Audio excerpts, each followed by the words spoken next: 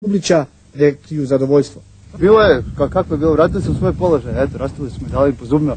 U srednjoj Bosni je uočeno također značajno pregrupiranje muslimanske vojske, vjerojatno zbog novih napadaja, javlja iz Viteza Marija Topić i dodaje. Ofanziva muslimanske vojske počela prije 3 dana na Lašvansku regiju, točnije na Novi Travnik i Vitez i dalje traje. Snage Mosta tijekom dana izvele su jak pješački napad na Jazul, da bi oko 13:30 ponovno počele sa jakim topničko-pješačkim napadom iz pravca Grbavice na crte obrane Viteške općine. Istovremeno su topničke granate padale i po naseljenim mjestima te samome gradu Vitezu. Svi pokušaj pješačkog proboja su odbijeni, a postrojbe Hrvatskog vijeća obrane su preuzeli inicijativu. Tijekom dana na Mostarskoj bojišnici uobičajene provokacije, kaže se u priopćenju glavnog stožera HVO-a, a posebno učestalo otvaranje vatre je bilo po položajima branitelja HVO-a u Bijelom polju, zatim na gradskoj bojišnici i južno od Mostara. Ovo je već uobičajeni i u ostalom najsigurniji pogled na Mostar, ovako kroz rupe na zidovima od granata. Kao da ponekad dobro i dođu kao zaštita od snajperista. Iz glavnog stožera su danas priopćili da je primjetno grupiranje muslimanskih snaga i južno od Mostara. Ovo su novi kadrovi za hrvatsku televiziju iz hrvatskog Kiseljaka kraj Sarajeva. Slika našeg suradnika Mladena Molnara govori jasno što bi Hrvate čekalo u Alijinoj građanskoj državi.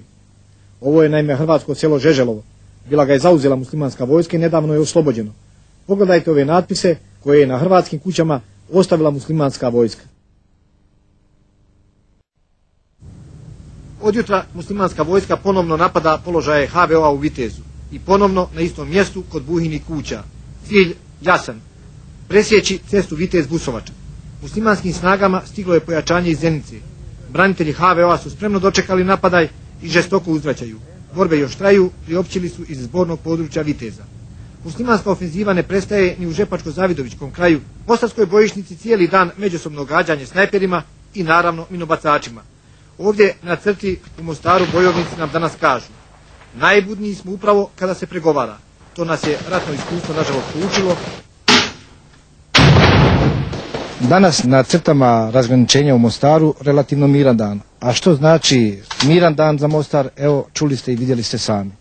Nakon Mostarske, evo nas na Kiseljačko-Kreševsko-Fojničkoj bojišnici. Ovo su naime nakon duljeg vremena kadrovi hrvatskog Kiseljaka koje je pripremio naš suradnik Mladen Molinar. Kao što čujete i danas opća opasnost u Kiseljaku i ovaj snimak razrušene kuće u središtu Kiseljaka očigledno pokazuje da su meta muslimanskog topništva i u Kiseljaku prije svega civilni objekti i pučanstvo. A ovo je Hrvatsko Kreševo, općina koja je izdržala zajedno sa Kiseljakom i Fojnicom tolike muslimanske ofenzive posljednjih mjeseci. Opća opasnost je i ovdje gotovo svakodnevica. A ovo je pogled prema Sarajevu sa Čimburovog brijega. Za dobrog snimatelja evo Trebević kao na dlanu. Ovo je Bjelašnica, a potom Igman. Također su sa ove kote veoma vidljivi. U magli je Sarajevska zračna luka i evo upravo zrakoplov, naravno Umprofora, ponire prema pisti kroz maglu. Vidite prvi put snimak sa kote Meorišće, iznad Kreševa, koju su zauzeli branitelji HVO-a i tako nedavno presjekli muslimansku komunikaciju Tarčnih Fojnica. Ovo je bojišnica prema Fojnici. Vidite nekadašnje crte obrane HVO-a, danas napuštene, jer su značajno pomaknute naprijed prema gradu. Ovo su hrvatska oslobođena sela pred Fojnicom. Evo što je takozvana armija Bosne i Hercegovine radila sa hrvatskih kuća i kakve natpise ostavljala. Vidite sada svakodnevno paljenje hrvatskih kuća blizu Fojnice, naravno u rajonu koji drže muslimanske snage. U srednjoj Bosni, dakle, ništa novo. Kiseljak, mjesto koje je zajedno sa drugima u Lašvanskoj i dolini Lepenice postalo sinonim hrvatske obrane u središnjoj Bosni. Konačno je mir stigao i ovdje. Govori to uostalom i ova slika, nekada tipična za Kiseljak, gdje se čak iz Sarajeva išlo ovdje u pjesmi opjevane Kiseljačke pogačice. Porušeno već se ponegdje evo i popravilo. Na rat podsjećaju brojni izdanici kojih ovdje ima gotovo koliko i pučanstva Kiseljaka. Najviše je prognanika što pokazuje ova nošnja iz okoline Vareša i Kraljeve Sutjeske. A ovo je Kreševo, hrvatski gradić sa tipičnom bosanskom arhitekturom. Vratio se evo život na ulice i Kreševa. Ide, kažu, Uskrs i tradicionalno proljećno čišćenje i krećenje. Razgovaramo sa ljudima o tome, vjeruju li i ovdje u mir. U Boga se uzda, nije što drugo. Evo Mladen. Pa, nisam baš siguran, ali treba povjerovati nešto. Pa nadamo se. nadamo se da će sve biti u redu i dosta je stvarno više. Osjetili se u Kreševu? Osjeti kako. Osjeti, evo vidite, i škola radi, Idemo sve na normalno nema kao nekad. funkcioniše.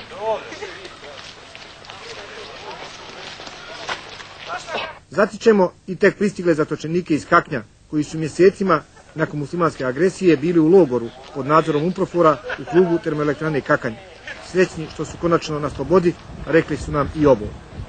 A sada je ovdje naši slobodni prostori, naša teritorija. Ljepše se diše, lakše. Hrana bolja, kruh čitav kad smo ugledali, žene.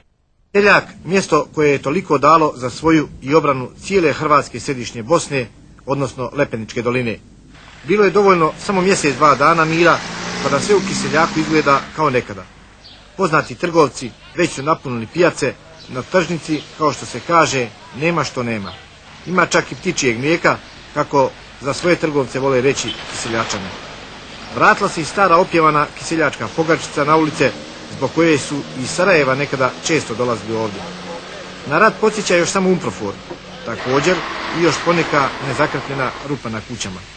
Sve ostalo je već popravljeno, na rat istina podsjećaju još i ove osmrtnice, ali život se evo vratio svuda, pa sa njim pomalo i zaborav. Stotine života, pokazuje to i ova slika, dato je za obranu ovog dijela Hrvatske središnje Bosne. Dosta je danas u gradu izbjeglica, ima ih koliko i ostalo kućanstva, a to znači više od 10.000. Zato fra Ivan Pervani podsjeća da Caritas i ostale humanitarne udruge ne smiju stati sa radom. Pa najbolja put je mir da idemo svojim kućama. Ja sam izbjeglica ovdje još prošle godine u januara, sve mi je popaljeno. Ja sam gore iz Belavlovca, Batarilo Petar. Trgovine su odavno došle na svoje, ovdje je profunkcionirao i platni promet. Na svom tržišnom putu, i to za sada veoma uspješnom, našla se, bolje reći, već i odomaćila i kuna. Pretežno kuna, dolazi u obzir i marke, ali pretežno nam plaćaju kunama. A da istaknemo na kraju, središnja Bosna ozbiljno računa sa brzom gospodarskom obnovom, govori i činjenica da u ponedjeljak ovdje u Kiseljaku počinje sa radom prva Hrvatska banka središnje Bosne. Platni promet je ovdje već uspostavljen, a hrvatska kuna, vidjeli ste, već je uveliko